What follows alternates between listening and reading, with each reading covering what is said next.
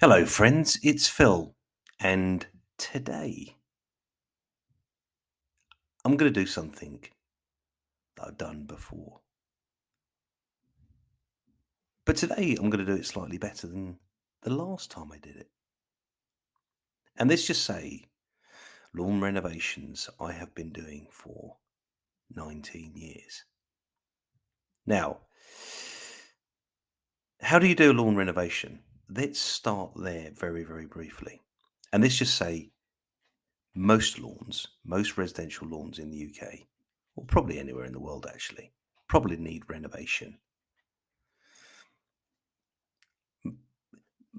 I'd say probably needs renovation nearly every year to some extent. If you're going to keep a lawn in its best condition, and keep in mind that a lawn can only ever get better or worse year on year, at some point you need to reset the lawn.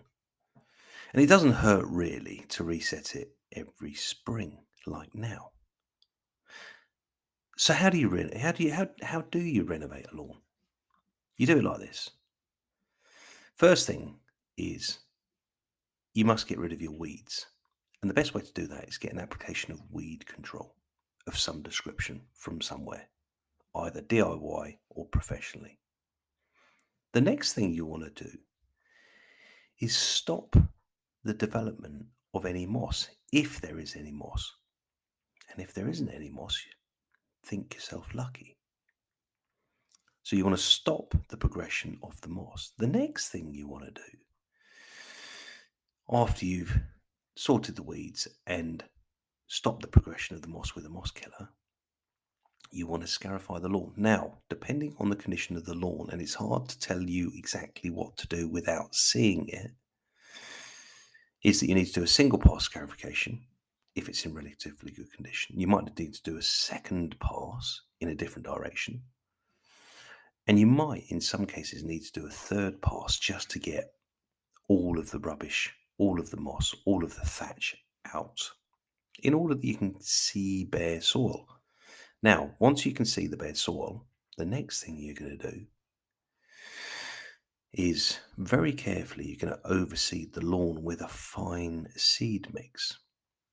Not the cheapest seed mix you can find, but a fine quality seed mix, because it makes a lot of difference. And then, my friends, you dress the seed with a light covering of compost, and in most cases, cover the compost with germination sheets, so the whole thing can grow and incubate, let's say.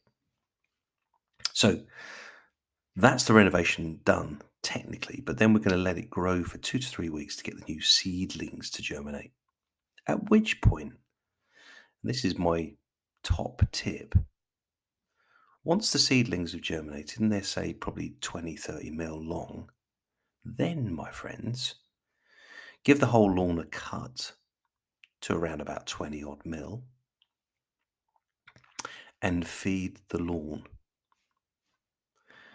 Do it that way.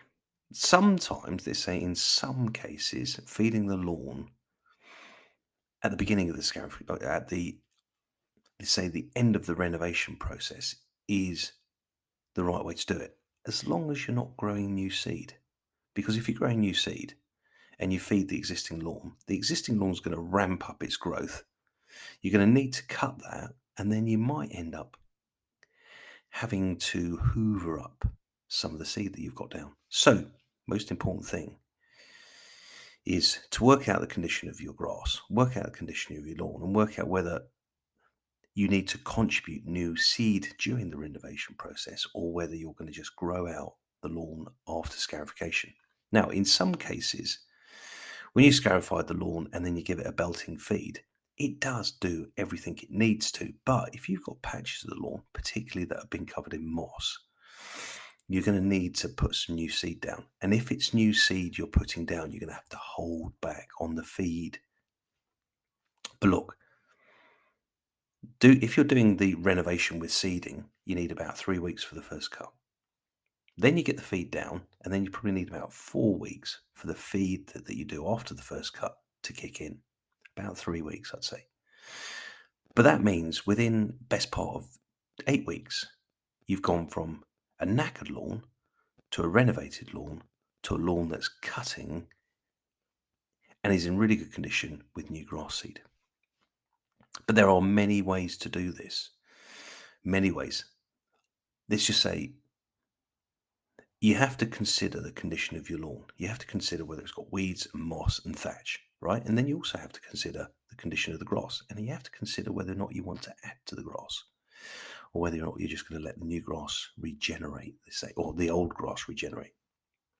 But look, the title of this podcast is Traveling and Living on the Land, on the lawn, right? Not the land. Traveling and living on the lawn. And I guess over the weekend, what I've been thinking more than anything is, if you can do one thing well, lawn renovations. Or if you can do one thing well, look after lawns. After a number of years, you become a lawn master. Now, you can become a lawn master if you start to learn about your lawn each and every year. You have to take a fairly stoic mindset into this world, because you can only learn so much about a lawn each year. Imagine being a golf course manager or a head greenkeeper. You have to play the whole year to see how the course actually grows and develops and gets used before you change anything. And then you change it and you see how the whole thing responds. So I guess the end of this podcast is really highlighting that to become a lawn master, you have to spend many years traveling and living on the lawn. But it kind of starts with really getting to know your grass and, in most cases, renovating the lawn to get it back to basics, to get it back to a beginning, at which point things can then move on. Anyway, look, that was a bit of a Monday podcast, really. But it's done. And tomorrow will probably be a better podcast to some extent. Anyway, by the way, I'm not doing the mowing forecast today. It was just a bit of an idea, trying to get some feedback on the mowing forecast. So if you don't know what the mowing forecast is, listen to the 2 previous episodes of this podcast and listen to the mowing forecast and try and tell me in one way or another whether you think the mowing forecast is a good idea or a bad idea. Do it by just hitting like or subscribe when you hear it. And that would kind of give me the data, the indication that there are people listening to the mowing forecast. Anyway, I'm going to go. I've got a lawn to renovate. I'll catch you soon. Ta-da. Bye.